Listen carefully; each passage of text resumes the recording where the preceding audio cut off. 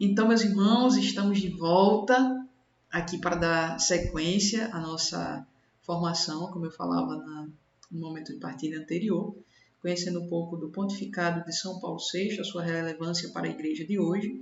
Então, nós entendemos que o pontificado de São Paulo VI ocorreu dentro do Concílio Vaticano II, né? A princípio, claro, o seu pontificado durou até 1978, mas a sua principal característica, né? Uma característica clara do pontificado mariano, como eu já falava, um papa que andou, que peregrinou também, que visitou os 5 continentes, que visitou Fátima, né? E que escreveu sobre Nossa Senhora. Nós estamos aqui com um documento que não é um documento predominantemente mariano, né? Uma constituição dogmática que está relacionada. Por que é uma constituição dogmática? Porque trata de dogmas relacionados à eclesiologia, né? Daquilo que já é sabido, que já é conhecido sobre a igreja, porque as constituições, elas são esses grandes documentos, né, apresentados para nós de maneira contundente, para que nós reforcemos a nossa fé. Então, a constituição dogmática, como a Lumen Gentium e a Dei Verbo, estão relacionadas à revelação, né, a palavra de Deus, a revelação,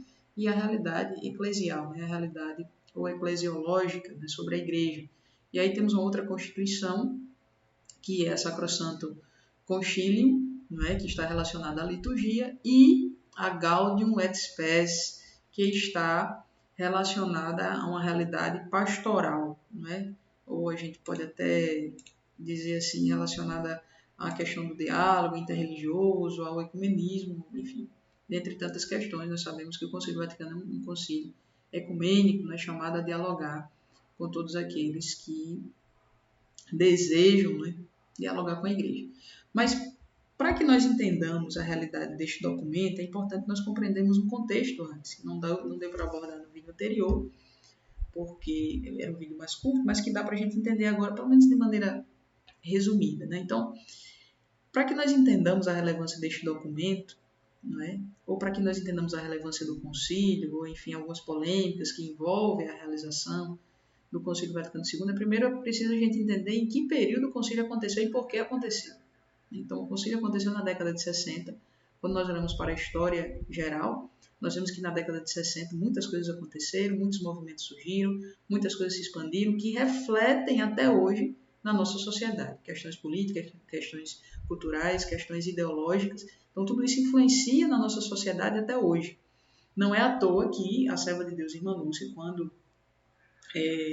publicou a terceira parte do Segredo de Fátima, ela pediu que essa terceira parte só fosse divulgada a partir da década de 60, sim, só foi divulgada nos anos 2000, mas a partir da década de 60 essa terceira parte já podia ser divulgada. E por que ela apresenta isso? Né? A única explicação é para que a terceira parte do Segredo fala de uma crise da igreja, não é? E na década de 60 ocorreu o Concílio Vaticano II, que, como eu dizia, o Papa Bento XVI classificou como um concílio que ocorreu dentro do Vaticano, mas que não foi apresentado de maneira honesta pela mídia. E até hoje nós sofremos com essa realidade. Infelizmente não existe uma supremacia da idoneidade, do compromisso com a verdade. Então muitas coisas são apresentadas de maneira errada e as pessoas acreditam, e essa foi uma lamentação de São Paulo VI, né?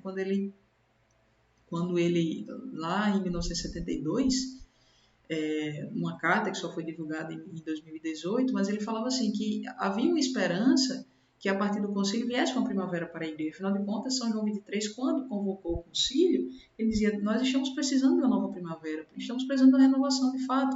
Existia ali uma espécie de duas correntes teológicas. Eu vou falar de maneira mais extrema, só para vocês entenderem, mas como se houvesse ali uma questão ultra-tradicional ou tradicionalista e uma outra ultramodernista, né?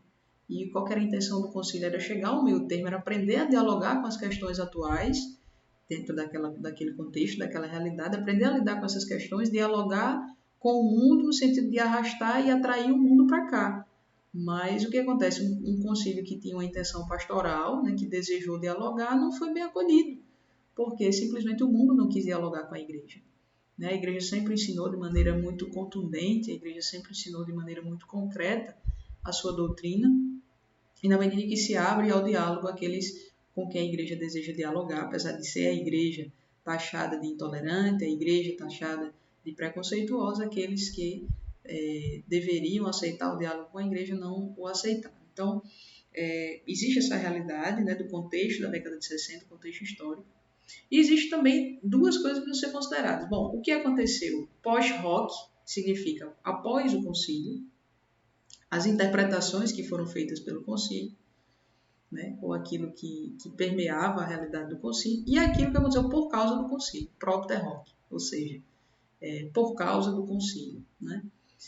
Por causa do concílio, só explicando melhor, né? Por causa do concílio, aquilo que aconteceu realmente como ensinamento do concílio, como recomendação do concílio. E o pós, ou post-hoc, aquilo que está relacionado a uma realidade após o concílio, que aconteceu de maneira geral. Então, quando nós compreendemos isso, a gente compreende que o concílio aconteceu dentro de um período histórico dificultoso, num contexto dificultoso, porque a igreja, sempre mãe e mestra, desejando dialogar com aqueles que tinham outra fé, não foi bem acolhida, né? Então, São Paulo VI reconhece que esperava-se essa primavera, mas por alguma fissura a fumaça de Satanás entrou na igreja. Aquilo que deveria ser uma primavera, novos ares, tornou-se uma sequência de nuvens espessas, né, de dificuldade, quando a igreja vai caindo no descrédito e é necessário levantar a autoridade da igreja. Então, esses documentos do Concílio Vaticano II são muito importantes para que sejam lidos. Então, o que eu recomendo a você? Não pare naquilo que está sendo apresentado aqui. Eu vou apresentar um capítulo da Lumen Gentium, porque estamos tratando de um curso de consagração a Nossa Senhora e dos documentos da igreja apresentados acerca da figura de Nossa Senhora, da devoção, do culto, né, do conhecimento, do serviço que deve ser prestado a ela. Você não deve parar nisso. Que você mostrou um livrão tão grande aí, né, o Denzinger, compêndio dos símbolos, definições e declarações da fé e da moral, com todos os documentos pontifícios até aqui. Meu irmão, mas é um investimento, é o depósito da sua fé. Você que é católico, você precisa investir na sua fé. A gente gasta dinheiro com tanta coisa. Não, um livro desse dura pro resto da vida. Não sei que um cupim pegue e define. Ou aconteça alguma coisa, um acidente. Mas é importante que nós conheçamos a nossa fé. Por quê? São Pedro já nos diz na sua carta, é preciso que nós demos a todos a razão da nossa esperança. É preciso que nós conheçamos a nossa fé, que demos à nossa igreja a autoridade que ela tem, porque foi dada por nosso Senhor. Nós compreendamos esta realidade e que nós demos à igreja o poder que a igreja tem, né? Em nome do Sumo Pontífice, a igreja tem esse poder, né, de administrar para nós todos os meios necessários para a nossa salvação. Deus não precisa da igreja para nos salvar. Contudo, não nos salva sem a igreja.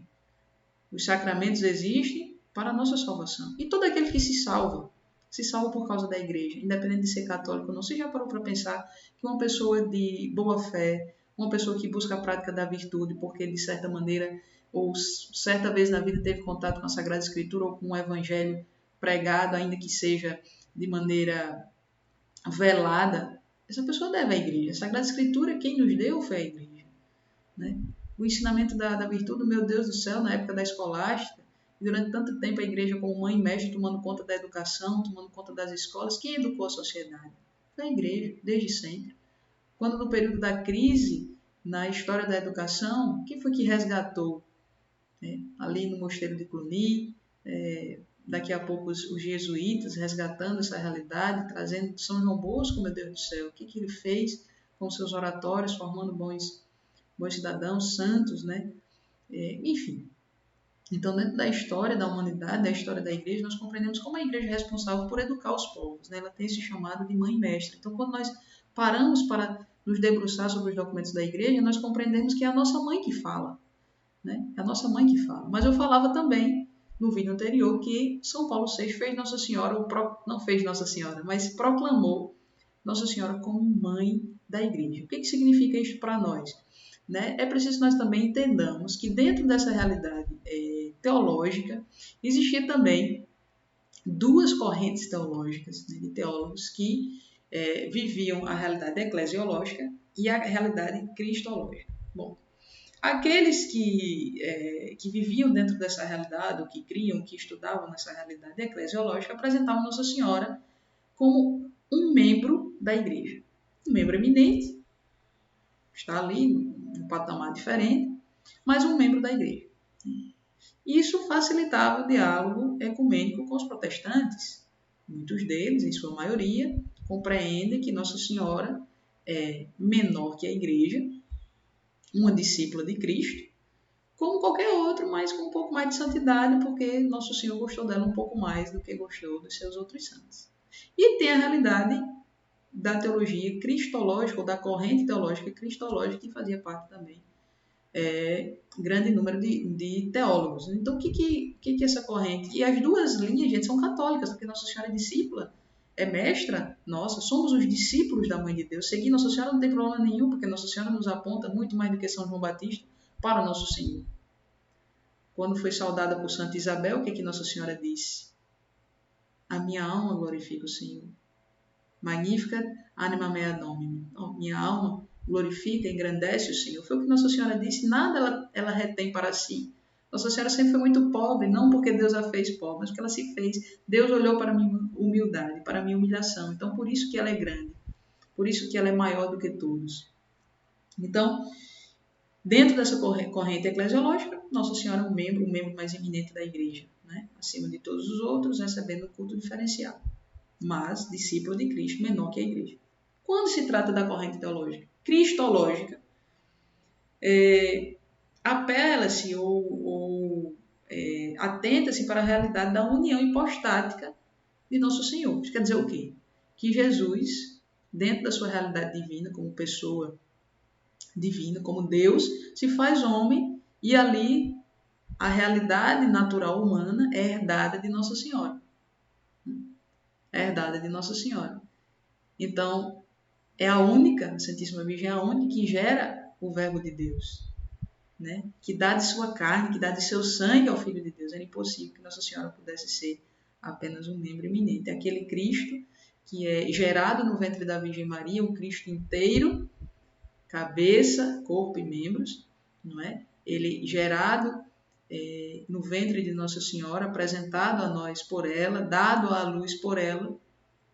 Ele é filho da Santíssima Virgem, é também o seu Deus. Nossa Senhora é aquela que está relacionada com a Santíssima Trindade de maneira estupenda. Afinal de contas, ela é filha de Deus, ela é mãe de Deus e ela é esposa do Espírito Santo de Deus. Ninguém na face da terra teve esta missão. Da mesma maneira que, por exemplo, São José foi o único escolhido para ser o representante legal de Deus Pai aqui na terra.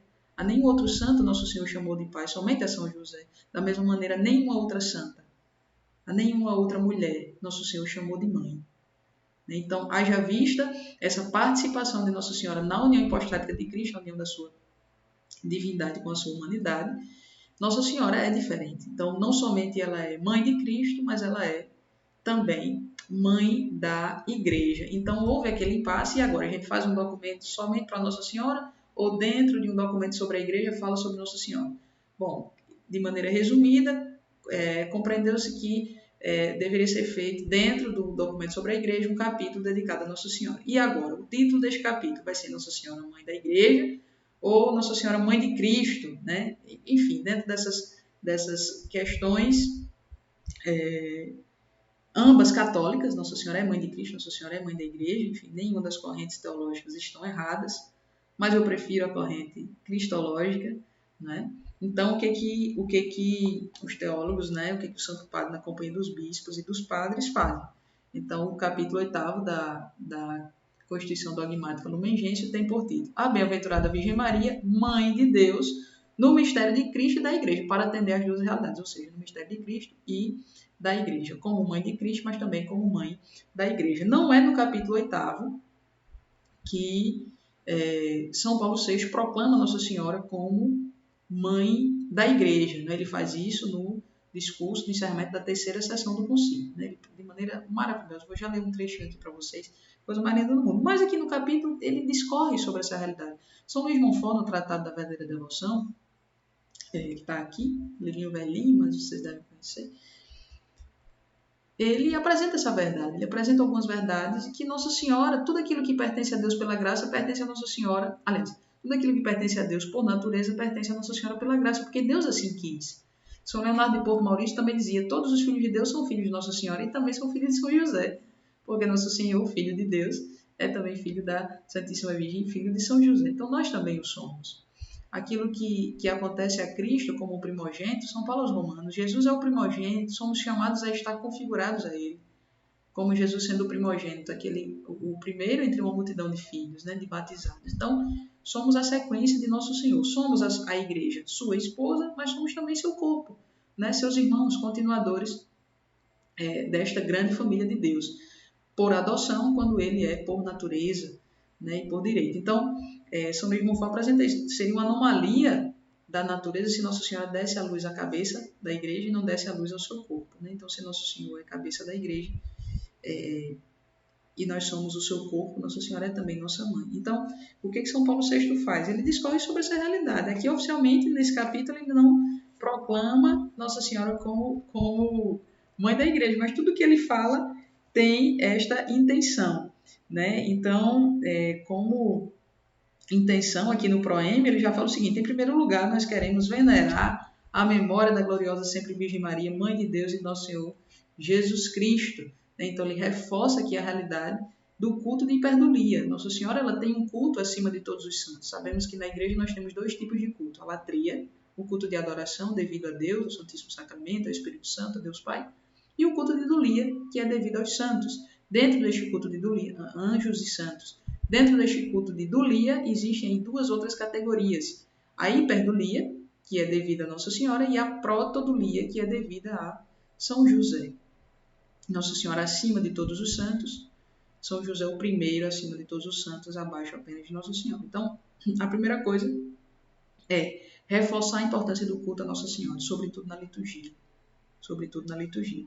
E também apresentar de maneira resumida, porque o concílio, como eu já dizia, não tem a intenção de apresentar algo novo, mas apenas de reforçar aquilo que já é ensinamento de sempre, aquilo que o Papa Bento XVI lá na frente veio falar sobre a hermenêutica da continuidade. O concílio quis uma continuidade, apresentar à igreja uma renovação na igreja, naquilo que precisava ser renovado, mas com o ensinamento de sempre, com a fé de sempre ensinada pela igreja, né?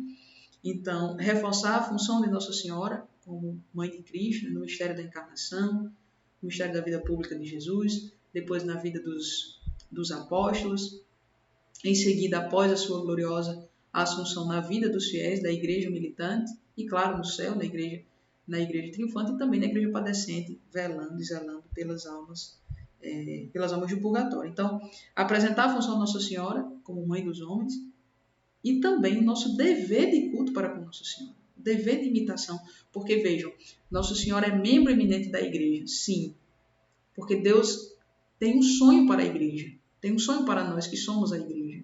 Que sonho é este? Que nós sejamos santos, que nós sejamos configurados, ou estejamos configurados a Jesus. Ser santo é ser um outro Cristo. Eu não sou eu quem vive, é Cristo que vive em mim. E quem foi que primeiro viveu isso? Nossa Senhora. Então ela é o membro eminente, mas é Nossa Senhora também o tipos, né? Nossa Senhora é o modelo, aquela para quem nós devemos olhar e dizer assim: ela é o modelo acabado, é a menina dos olhos de Deus. Então, se nós imitarmos Nossa Senhora, nós estamos realizando o sonho de Deus para nós. Nós temos esse dever, o dever de imitar. Diz o Santo Padre: mantém-se, portanto, no seu direito as opiniões que são livremente propostas nas escolas católicas acerca daquela que na Santa Igreja ocupa o lugar mais alto depois de Cristo e o mais perto de nós. Olha que coisa linda! Não se pretende aqui mudar a opinião de teólogo A ou B. Pretende-se reconhecer que Nossa Senhora tem um lugar que ninguém tem. Dizia o padre Antônio Vieira: Nossa Senhora está tão perto de nós, tão perto de Deus, que só lhe falta ser Deus. Tão perto de nós, que só lhe falta o pecado. É o que São Paulo VI diz aqui em outras palavras. Portanto, mantém-se, portanto, no seu direito as opiniões que são livremente propostas nas escolas católicas acerca daquela que na Santa Igreja ocupa o lugar mais alto depois de Cristo e o mais perto de nós. Como pode ser o lugar mais alto perto de Cristo e o lugar mais perto de nós? Tão perto de Deus que só lhe falta ser Deus, tão perto de nós que só lhe falta o pecado. Então, a partir daí, aí ele apresenta, sim, a função da Santíssima Virgem na economia da salvação. Então, Nossa Senhora prefigurada no Antigo Testamento, né, a mãe do Messias, Nossa Senhora na Anunciação, Nossa Senhora na infância de Nosso Senhor, os mistérios do Rosário. Gente, você tem as suas sagradas contas aí, né? Você tem? Reze com devoção. Né? Então, o mistério de Nossa Senhora na vida de Jesus na sua vida pública, depois da ascensão, junto com os apóstolos, até Pentecostes, até a vinda do Espírito Santo, e aí Nossa Senhora com a igreja, a partir dessa realidade de reunião, de oração no Pentecostes, não é? E também o exercício da maternidade espiritual de Nossa Senhora, sobretudo após a sua assunção. Não é? A assunção de Nossa Senhora é como que uma recompensa do seu amor. Né? Santo Agostinho falava que Nossa Senhora é como que se tivesse morrido de amor, né? Por causa da sua saudade de Nosso Senhor. Algumas vezes ela ia em espírito e em verdade para a presença dele. Na alta contemplação, certamente Nossa Senhora estava ali para depois das sétimas moradas, já além do castelo interior, e ela tinha alguns êxtases de amor. E aí ela tinha aqueles arroubos e era levada à presença de Deus. Até que um dia ela foi e ficou por lá mesmo. Mais ou menos assim.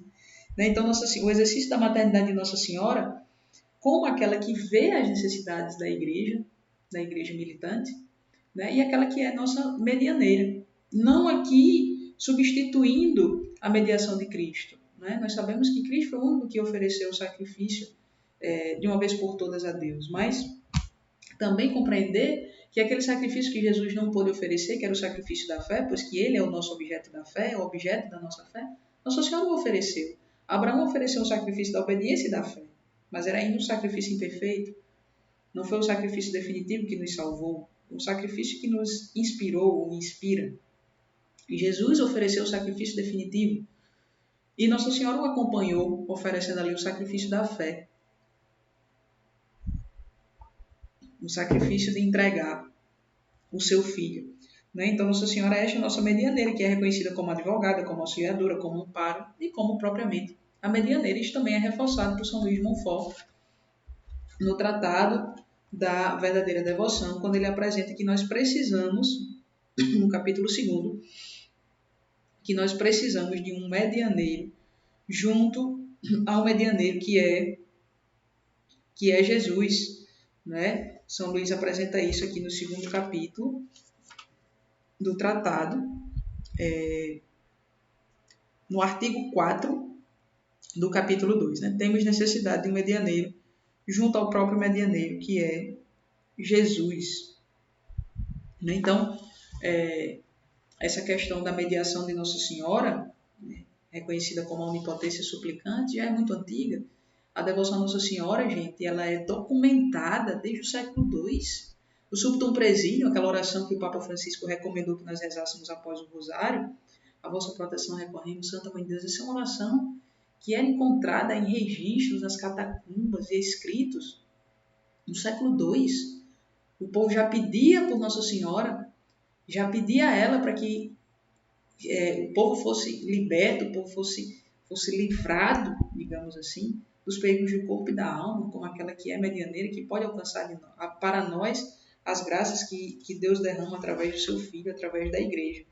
Então, Nossa Senhora é essa figura eminente da igreja, né? O membro mais alto, e ela é também a mãe da igreja. Né? Então, da mesma maneira que a igreja é chamada a ser fecunda enquanto virgem, Nossa Senhora é este modelo para a igreja, porque é a virgem fecunda. É mãe e virgem, como a igreja. Uma igreja que é mãe e virgem. Aqui no número 63, Santo Padre fala, né? De fato, no mistério da igreja, a qual também se chama com razão virgem e mãe, a Santíssima Virgem pertence ao primeiro lugar, por ser de modo eminente e singular exemplo de virgem e de mãe. Para quem a igreja olha para ser mãe e mestra? Em quem a igreja se inspira? Em quem? Naquela que é virgem e mãe, que no alto da cruz foi entregue a nós como mãe. Né? Então, a imitação da mãe do seu Senhor, a igreja conserva, pela graça do Espírito Santo, virginalmente íntegra a fé, sólida a esperança, sincera a caridade. A igreja é chamada a imitar as virtudes de Nossa Senhora, porque Nossa Senhora é este protótipo, este tipos, né? Esta referência para a igreja. Né? Então, nós precisamos compreender, né, que Nossa Senhora não é só mãe dos fiéis de maneira isolada, é mãe da igreja, é mãe dos sacerdotes, é mãe dos bispos, é mãe dos religiosos, é mãe dos fiéis, é mãe dos pais e mães de família, é mãe dos batizados, é mãe de todos. Né? Então, no ponto 4 aqui do mesmo capítulo 8º, ele vai falar sobre o culto da Santíssima Virgem, não é? Vai resgatar também a realidade do Supremo Presídio, que eu já falei para vocês. E aí, no número 67, ainda fala assim, ó, o Sagrado Concílio ensina deliberadamente esta doutrina católica e exorta ao mesmo tempo todos os filhos da Igreja a que promovam dignamente o culto da Santíssima Virgem, de modo especial o culto litúrgico. Então, é desejo do Concílio, é desejo do Santo Padre, de São Paulo VI, né, o Papa que escreveu sobre Nossa Senhora, que foi o grande incentivador desta devoção, que se cresça na devoção a Nossa Senhora, sobretudo na liturgia. Mês de maio, festa de Nossa Senhora, memória de Nossa Senhora, a dedicação a Nossa Senhora no dia de sábado. Enfim, busca-se esclarecer com precisão, sob a orientação do magistério, as funções e os privilégios da Santíssima Virgem. Então, sempre foi esta intenção, né? Reconhecermos a excelência da Mãe de Deus, que nos incita a um amor filial para com nossa mãe, a imitação de suas virtudes, um amor filial, a piedade filial, que é a virtude da religião, e a imitação de suas virtudes. O mesmo Santo Agostinho nos diz que a verdadeira devoção é uma imitação, não é verdadeiro devoto quem não imita aquele que é objeto da sua devoção. E aí, por fim, neste final do capítulo 8º, Maria, sinal de esperança, sede de consolação para o povo de Deus, peregrino. Então, nós somos chamados a ter essa esperança em Nossa Senhora. O Santo Padre recomenda que nós dirijamos a Nossa Senhora súplicas insistentes, né? Súplicas insistentes por todas as necessidades da Igreja, por todas as nossas necessidades particulares. Afinal de contas, ela mesma, na Cova da Iria, quando apareceu em 1917, disse: rezem o texto todos os dias para alcançar a paz do mundo. Deus quer estabelecer no mundo a devoção ao Imaculado Coração. Tu sofres muito, filho, dizendo a irmã Lúcia. Eu nunca te deixarei, o meu Imaculado Coração será o teu refúgio. Todas as vezes que Nossa Senhora apareceu foi para fazer denúncias, mas também para apresentar a nós o seu refúgio, o refúgio do seu Imaculado Coração. Então, em resumo, dentro do proêmio deste capítulo 8º, a função, né, a intenção do concílio de apenas continuar, de não trazer nada de novo, mas continuar aquilo que é ensinamento de sempre. E aí, em seguida, a função da Santíssima Virgem na economia da salvação, o mistério da Virgem Maria com a Igreja, né, depois da ascensão de Nosso Senhor. Então, o mistério de Nossa Senhora na economia da salvação na vida de Jesus, depois na vida da Igreja, dos apóstolos e dos fiéis. E aí, o culto de Nossa Senhora, o culto da Santíssima Virgem, o estímulo ao culto, é um capítulo culto, viu, gente? Pequenininho. E também Nossa Senhora como sinal de esperança certa e de consolação para o povo de Deus peregrino. Esperança certa, dizia São Bernardo. Maria Santíssima é a única razão da minha esperança, é o fundamento da minha esperança. Por quê? Né? Em sua ladainha nós a invocamos, causa da nossa alegria, refúgio dos pecadores, auxílio dos cristãos. O que nós estamos esperando? Corramos àquela que é o refúgio de nós, de cada um de nós. O nosso refúgio, o refúgio dos pecadores. Corramos àquela que deve ser a causa da nossa alegria, a causa dos nossos sorrisos, que deve ser a nossa esperança nesses tempos difíceis. Ela apareceu em Fátima um pouco antes de uma pandemia, que matou São Francisco e Santa Jacinta Mártir.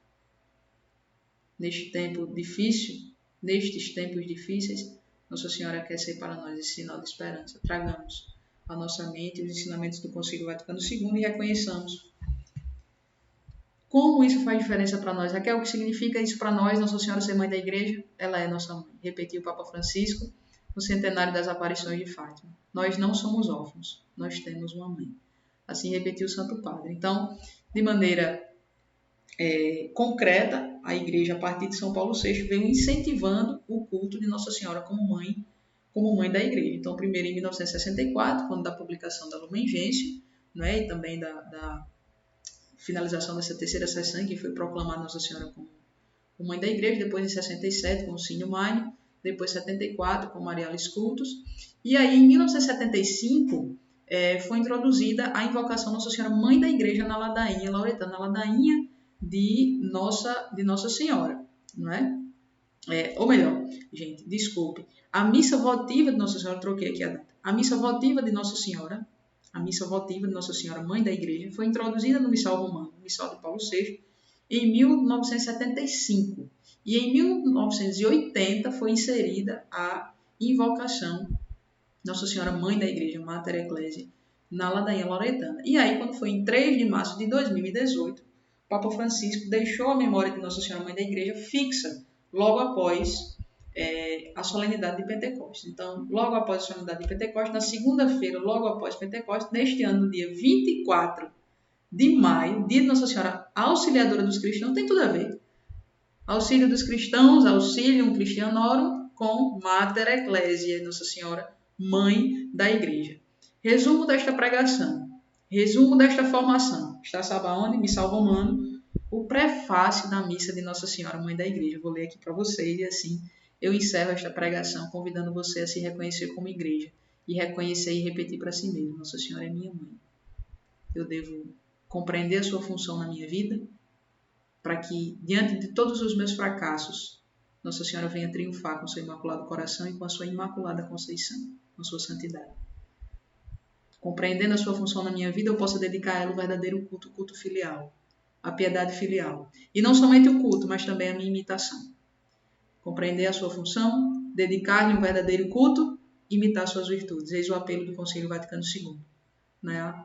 Constituição Dogmática Lumen Gentium. E está aqui o resumo deste capítulo 8º no prefácio desta Santa Missa. Olha só, gente, que coisa mais linda. Acolhendo a vossa palavra, né? E começa aquela parte introdutória do prefácio, todo mundo já sabe, na verdade é justo e necessário. Acolhendo a vossa palavra no coração sem mancha, mereceu concebê-lo no seio virginal, e ao dar à luz o fundador, acalentou a igreja que nascia. Recebendo aos pés da cruz o testamento da caridade divina, assumiu todos os seres humanos como filhos e filhas, renascidos para a vida eterna pela morte de Cristo. Ao esperar com os apóstolos o Espírito Santo, unindo suas súplicas às preces dos discípulos, tornou-se modelo da igreja orante. Arrebatada à glória dos céus, acompanha até hoje, com amor de mãe, a igreja que caminha na terra, guiando-lhe os passos para a pátria até que venha o dia glorioso do Senhor. Quer resumo mais belo do que é ser a mãe da igreja? Coisa mais linda, gente.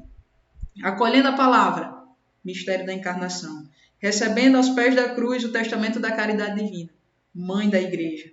Ao esperar com os apóstolos o Espírito Santo, continuadora da missão de Cristo, santificadora da igreja. Arrebatada à glória dos céus, o seu mistério.